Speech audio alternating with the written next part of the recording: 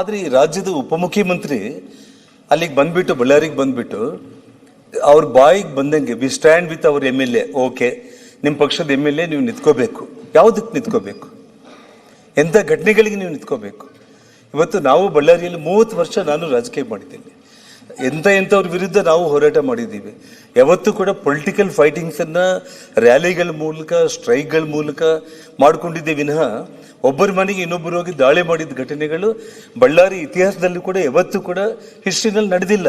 ಇವತ್ತು ಒಬ್ಬ ಉಪಮುಖ್ಯಮಂತ್ರಿ ಬಂದ್ಬಿಟ್ಟು we stand with our MLA ಅಂತಂದ್ರು.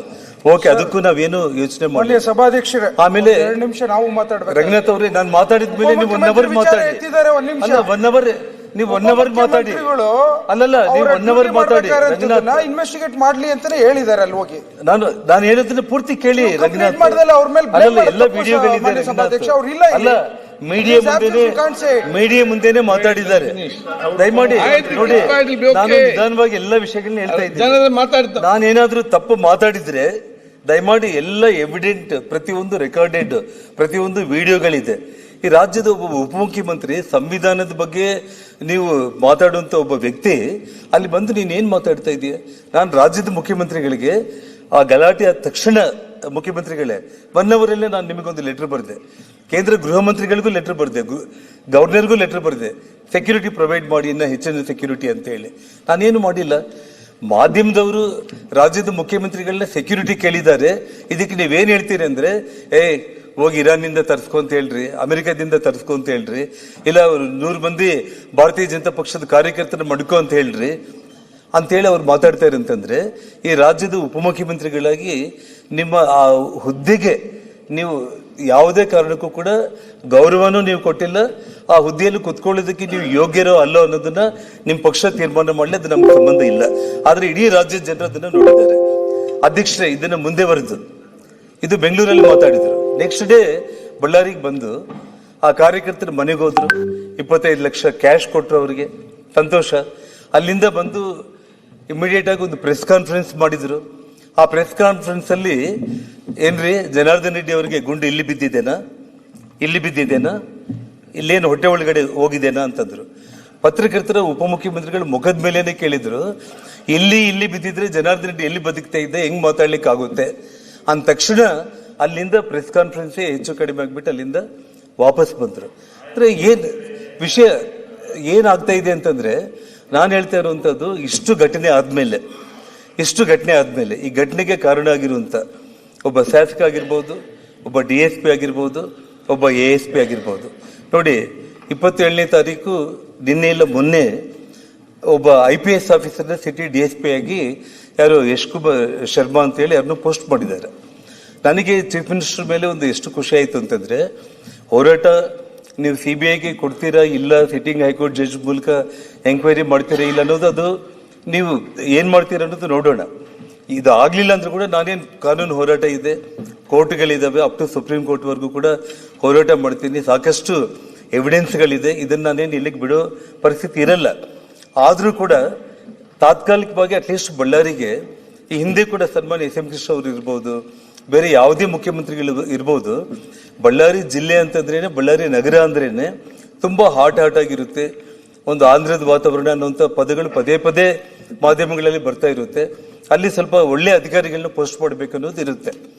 ನಾನು ಮುಖ್ಯಮಂತ್ರಿಗಳು ಒಬ್ಬ ಸಿಟಿ DSPನ ಒಬ್ಬ IPS ಅಧಿಕಾರಿನೇ ಅವರು ಪೋಸ್ಟ್ ಮಾಡಿದ್ರು. ಇನ್ನೇನು ಸಿಟಿಯಲ್ಲಿ ಎಲ್ಲ ಕಂಟ್ರೋಲ್ ಆಗ್ಬಿಡುತ್ತೆ. ಒಬ್ಬ ASP ಪೋಸ್ಟ್ ಇದೆ, ಒಬ್ಬ ASP ಪೋಸ್ಟ್ ಅಲ್ಲಿ ಒಂದು IPS ಹಾಕ್ಲಿ, SP ಬಂದಿದ್ದಾರೆ, ಸಿಟಿ DSPನೂ ಕೂಡ ಆಗ್ಬಿಟ್ರೆ ಇಡೀ ಸಿಟಿ ಇವತ್ತು ಏನಾಗ್ತಾ ಇದೆ, ಇಡೀ ರಾಜ್ಯದಲ್ಲಿ ನಡೀತಾ ಇರುವಂತದ್ದು. ಇವತ್ತು ಬಳ್ಳಾರಿಯಲ್ಲಿ ಏನೆಲ್ಲ ಪ್ರತಿ ವಾರ್ಡ್ಗಳಲ್ಲಿ ಕೂಡ ಯಂಗ್ಸ್ಟರ್ಸ್ ಎಲ್ಲರೂ ಕೂಡ ಗ್ಯಾಂಗ್ಸ್ಟರ್ಸ್ ಆಗ್ಬಿಟ್ಟಿದ್ದಾರೆ. ಅಧ್ಯಕ್ಷರೇ, ಈ ವಾತಾವರಣ ಅಟ್ಲೀಸ್ಟ್ ಹೋಗ್ಲೆ. ಅದು MLA ತಯಾರು ಮಾಡ್ತಾ ಇದ್ದಾನ, ಇನ್ನೊಬ್ಬರು ಮಾಡ್ತಾ ಇದ್ದಾರೆ ಅನ್ನೋದು ನಾನು ಹೇಳಕ್ ಹೋಗಲ್ಲ. ನಾನು ಒಟ್ಟಿಗೆ ವಾತಾವರಣ ತುಂಬಾ ಗಂಭೀರವಾಗಿ ನಗರದಲ್ಲಿ 5,000 ಹುಡುಗರು ಯಾರು ಬಂದಿದ್ದಾರಲ್ಲ, ಎಲ್ಲರೂ ಕೂಡ ಕಂಪ್ಲೀಟ್ ಆಟೋಗಳಲ್ಲಿ ಆ ಪೆಟ್ರೋಲ್ಗಳು. ಇನ್ನ ನಾನು ಕೆಲವೊಂದು ವಿಡಿಯೋಗಳು ಬಿಡುಗಡೆ ಮಾಡಿಲ್ಲ ಅಧ್ಯಕ್ಷರೇ. ಒಂದೊಂದು ಸ್ಟೆಪ್ ಮುಂದಕ್ಕೆ ಹೋಗೋಣ ಅಂತ ಹೇಳ್ಬಿಟ್ಟು ಬ್ರಾಂಡಿ ಶಾಪ್ಗಳು ಮುಂದೆ ನಿಂತ್ಕೊಂಡು 300 ಮಂದಿ 400 ಮಂದಿ ಹುಡುಗರು ಲಿಕ್ಕರ್ ಹಂಗೆ ಕುಡಿದು ಅದರಲ್ಲಿ ಪೆಟ್ರೋಲ್ ಕ್ಯಾನ್ಗಳಲ್ಲಿ ತುಂಬಿಸ್ಕೊಂಡ್ಬಿಟ್ಟು ಆಟೋಗಳಲ್ಲಿ ಹಾಕೊಂಡು ಬಂದ್ರೆ ಪೊಲೀಸರು ಆಟೋಗಳೆಲ್ಲದನ್ನು ಕೂಡ ಸೀಸ್ ಮಾಡುವಂಥದ್ದು ನೂಕುವಂಥದ್ದು, ಪೊಲೀಸನ್ನ ತಪ್ಪಿಸಿ ಬಾಟಲ್ ತಗೊಂಡು ಬಂದು ನಮ್ಮ ಮನೆ ಮೇಲೆ ಆಗ್ತಾ ಇರುವಂಥದ್ದು ಇವೆಲ್ಲ ನೋಡ್ತಾ ಇದ್ದೀವಿ. ನಾನೇನಂತಂದ್ರೆ ಇಲ್ಲಿ ಇದಕ್ಕೆಲ್ಲದಕ್ಕೂ ಕಾರಣ ಇಲ್ಲೀಗಲ್ ಆಗಿ ಈಜಿ ಮನಿ ಏನು ಅರ್ನ್ ಮಾಡ್ತಾ ಇದ್ದಾರೆ, ಗಾಂಜಾಗಳು, ಡ್ರಗ್ಸು, ಮಟ್ಕ, ಕ್ಲಬ್ಗಳು, ಈ ಮೂಲಕ ಏನು ಅವ್ರಿಗೆ ಹಣ ಸಿಗ್ತಾ ಇದೆ. ಆ ಕಾರಣಕ್ಕೆ ಅದು ಮುಂದೆವರಿಬೇಕು ಅಂತಂದ್ರೆ ಜನಾರ್ದನ್ ರೆಡ್ಡಿ ಅವ್ರ ಕುಟುಂಬನ ಇಲ್ಲಿ ನಾವು ಅಂತ್ಯ ಮಾಡಬೇಕು ಅನ್ನೋಂಥ ಒಂದು ಕಾರಣ ಇಲ್ಲಿ ಎದ್ದು ಕಾಣಿರುವಂಥ ಒಂದು ವಿಷಯ. ದಯಮಾಡಿ ಮುಖ್ಯಮಂತ್ರಿಗಳನ್ನ ನಿಮ್ಮ ಕೈ ಜೋಡಿಸಿ ನಮಸ್ಕಾರ ಮಾಡಿ ನಾನು ಕೇಳ್ಕೊಳ್ತಾ ಇದ್ದೀನಿ. ರಾಜಕೀಯವಾಗಿ ನಾನೇನು ಮಾಡಿದ್ದೀನಿ, ನೀವು ನಮ್ಮ ಮೇಲೆ ಏನು ಹೋರಾಟ ಮಾಡಿದ್ದೀರಿ, ಅದ್ರ ಬಗ್ಗೆ ನನಗೇನು ನೋವಿಲ್ಲ. ಇದು ಹಣೆ ಬರಹ. ನಾವು ಜೈಲಿಗೆ ಹೋಗ್ಬೇಕಾಗಿತ್ತು, ಗಣಿ ಇನ್ನೊಂದು ನೀವು, ಇದೆಲ್ಲ ಕೂಡ ನಮ್ಮ ಪ್ರಾಪ್ತ ಏನಿರುತ್ತೆ ಅದಾಗುತ್ತೆ. ಆದರೆ ನಾನು ನಿಮ್ಮಲ್ಲಿ ರಿಕ್ವೆಸ್ಟ್ ಮಾಡ್ತಾ ಇರುವಂಥದ್ದು, ನಿಜವಾಗ್ಲೂ ಕೂಡ ಈ ರಾಜ್ಯದ ಉಪಮುಖ್ಯಮಂತ್ರಿಯಾಗಿ ಅವ್ರು ಏನು ನಡ್ಕೊಂಡಿದ್ದಾರೆ, ಅವರ ಮುಖ್ಯಮಂತ್ರಿ ಸ್ಥಾನಕ್ಕೆ ಹೋಗೋದಕ್ಕೆ ಆ ಭಗವಂತ ಅವಕಾಶ ಮಾಡಿ ಕೊಡಬಾರ್ದು ಅನ್ನೋದು ಒಂದು. ನೀವು ದಯಮಾಡಿ ಈ ರಾಜ್ಯದ ಮುಖ್ಯಮಂತ್ರಿಗಳಾಗಿ ಇನ್ನ 2.5 ವರ್ಷ ಇರಬೇಕು, ಕಾನೂನನ್ನ ಕಾಪಾಡಿ. ವಿಶೇಷವಾಗಿ ಬಳ್ಳಾರಿಯಲ್ಲಿ ಈ ಕ್ರಿಮಿನಲ್ ಆಕ್ಟಿವಿಟೀಸ್ ಏನು ನಡೀತಾ ಇದೆ ಇದೆಲ್ಲದಕ್ಕೂ ಕಡಿವಾಣ ಹಾಕೋದಕ್ಕೆ ಒಳ್ಳೆ ಅಧಿಕಾರಿಗಳನ್ನ ತಾವು ನೇಮಕ ಮಾಡಿ ಆರಾಮಾಗಿ ಇಡೀ ಕರ್ನಾಟಕ ರಾಜ್ಯ ಇರುತ್ತೆ. ಇಲ್ಲ ಅಂತಂದ್ರೆ ಬಳ್ಳಾರಿಯಿಂದಾನೇ ಇನ್ನ ಮುಂದೆ ಏನೇನು ಘಟನೆಗಳಾಗುತ್ತೆ. ಯಾಕಂದ್ರೆ ಈ ಕ್ರಿಮಿನಲ್ ಐಡಿಯಾ ಇರುವಂತ ಒಬ್ಬ ನಾಯಕರುಗಳು ಯಾರೇ ಆಗಿದ್ರು,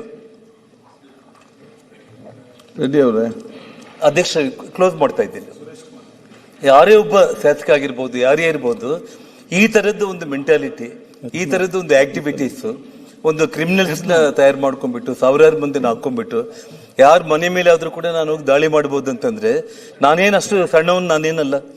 ಇವತ್ತು ಬಳ್ಳಾರಿಯಲ್ಲಿ ಇವತ್ತು ನನಗೇನು ಲಕ್ಷಾಂತರ ಜನರಿದ್ದಾರೆ. ಒಂದು ಕಾಲದಲ್ಲಿ 10ರಲ್ಲಿ 9 ಸೀಟ್ ಗೆದ್ದಿರುವಂತವ್ರು ಇವತ್ತು 1 ಸೀಟ್ ಗೆದ್ದು 9 ಸೀಟ್ ಸೋತಿರ್ಬೋದು. ನಾಳೆ 10ಕ್ಕೆ 10 ಗೆಲ್ಬಹುದು. ರಾಜಕೀಯ ಇದು, ಅದೇನೇ ಬದಲಾವಣೆಗಳಾಗಿರ್ಬೋದು. ಅಧಿಕಾರ ಇರಲೇ ಬಿಡ್ಲೆ ಇವತ್ತು ಶಾಂತಿ ಅನ್ನೋದು ಬೇಕು. ಬಳ್ಳಾರಿ ನಗರ ದೊಡ್ಡ ಮಟ್ಟದಲ್ಲಿ ಅಭಿವೃದ್ಧಿ ಆಗಬೇಕು.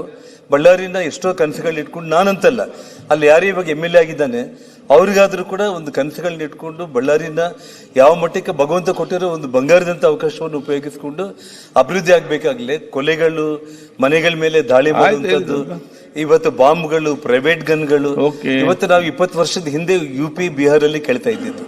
ಆದ್ರೆ ಇವತ್ತು ನಮ್ಮ ರಾಜ್ಯದಲ್ಲಿ ಅದು ನಮ್ಮ ಬಳ್ಳಾರಿಯಲ್ಲಿ ಇಂಥ ಒಂದು ವಿಷಯ ನಡೆದಿದೆ.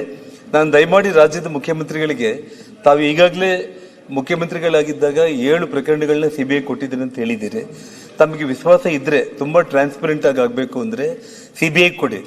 ಒಂದು ವೇಳೆ CBI ಕೊಡ್ಲಿಕ್ಕೆ ಆಗ್ಲಿಲ್ಲ ಅಂತಂದ್ರು ಕೂಡ, ಯಾಕಂದ್ರೆ ಅದು ಕೇಂದ್ರ ಸ್ವಾಮಿ ಸಂಸ್ಥೆ, ನಂಬಿಕೆ ಇಲ್ಲ ಅಂತಂದ್ರೆ ತಾವು ತಕ್ಷಣ ಒಂದು ಸಿಟ್ಟಿಂಗ್ ಹೈಕೋರ್ಟ್ ಜಡ್ಜ್ಗೆ ಇದನ್ನ ಎಂಕ್ವೈರಿಗೆ ತಾವೇನಾದ್ರೂ ಕೊಟ್ಟು ತುಂಬಾ ಪಾರದರ್ಶಕವಾಗಿ ನಾನು ಇದ್ದೇನೆ ಅಂತೇಳಿ ತಾವೇನಾದ್ರೂ ತೋರಿಸಿದ್ರೆ ನನಗೆ ನಿಜವಾಗ್ಲೂ ಕೂಡ ನಾನು ಯಾವತ್ತಿಗೂ ಕೂಡ ಬಳ್ಳಾರಿ ಇಡೀ ಜಿಲ್ಲೆ ಜನರ ಪರವಾಗಿ ನಾನು ನಿಮಗೆ ಕೃತಜ್ಞತೆಗಳನ್ನ ಸಲ್ಲಿಸುವಂತ ಒಂದು ಸಮಯ ಖಂಡಿತವಾಗ್ಲೂ ಕೂಡ ಬರುತ್ತೆ. ನೋಡಿ, 1 ತಿಂಗಳಾದ್ರೂ ಕೂಡ ಕೇವಲ 3 ಗನ್ಮ್ಯಾನ್ಗಳನ್ನ ಬಂಧನ ಮಾಡಿಬಿಟ್ಟು ಅಲ್ಲಿಗೆ ಕೈ ತೊಳ್ಕೊಳ್ಳುವಂತ ಒಂದು ಸ್ಥಿತಿ ಬರಬಾರ್ದು. ಯಾಕಂದ್ರೆ ಇವತ್ತು ಪ್ರೈವೇಟ್ ಗನ್ಮ್ಯಾನ್ಗಳನ್ನ ಯಾರು ಇಟ್ಕೊಂಡಿದ್ದಾರೆ, ಅದ್ರ ಮಾಲೀಕರು ಯಾರು, ಅವ್ರನ್ನ ಇವತ್ತು ಅರೆಸ್ಟ್ ಮಾಡಬೇಕಾಗಿತ್ತು. ಇವತ್ತು ನಿಮ್ಮ ಪಕ್ಷವನ್ನ ಅಧಿಕಾರಕ್ಕೆ ತಗೊಂಡು ಬಂದಿರುವಂತ ಒಬ್ಬ ಕಾಂಗ್ರೆಸ್ ಕಾರ್ಯಕರ್ತನ ಕೊಲೆ ಆದ್ರೂ ಕೂಡ ಆ ಕೊಲೆಗೂ ಕೂಡ ನ್ಯಾಯ ಸಿಗದೆ ಇರುವಂತ ಒಂದು ಸ್ಥಿತಿ ನಿರ್ಮಾಣ ಮಾಡೋದು ಬೇಡ. ಮುಂದೆ ಬಳ್ಳಾರಿಯಲ್ಲಿ ಇಂಥ ಘಟನೆಗಳು ಆಗದೆ ಇರುವಂತ ರೀತಿಯಲ್ಲಿ ಇಮಿಡಿಯೇಟ್ ಕಾನೂನು ಕ್ರಮಗಳನ್ನ ತಾವೇನು ಕೈಗೊಳ್ಳೋದಕ್ಕೆ ಸಾಧ್ಯತೆ ಇದೆಯೋ ದಯಮಾಡಿ ತಗೋಬೇಕು ಅಂತ ಹೇಳಿ ನಾನು ನಿಮ್ಮಲ್ಲಿ ಮನವಿ ಮಾಡ್ತಾ ಇದ್ದೇನೆ. ತಾವು ಕ್ರಮ ಕೈಗೊಂಡಿಲ್ಲ ಅಂದ್ರೆ ನನಗೆ ಕಾನೂನು ಹೋರಾಟ ಇದೆ. ಆದ್ರೆ ತಾವು ಈ ರಾಜ್ಯದ ಮುಖ್ಯಮಂತ್ರಿಯಾಗಿ ನಾನು ನಿಷ್ಪಕ್ಷಪಾತವಾಗಿ ನೀವು ಎಲ್ಲ ಡಿಪಾರ್ಟ್ಮೆಂಟ್ ನ ಕರೆಸ್ಕೊಳ್ಳಿ ಮುಖ್ಯಮಂತ್ರಿಗಳೇ, ಎಲ್ಲ ಕೇಳಿ ತಾವು ಪಾಯಿಂಟ್ ಟು ಪಾಯಿಂಟ್ ನೋಡಿ ನಿಮ್ಮ ಮನಸ್ಸಾಕ್ಷಿಗೆ ಯಾರು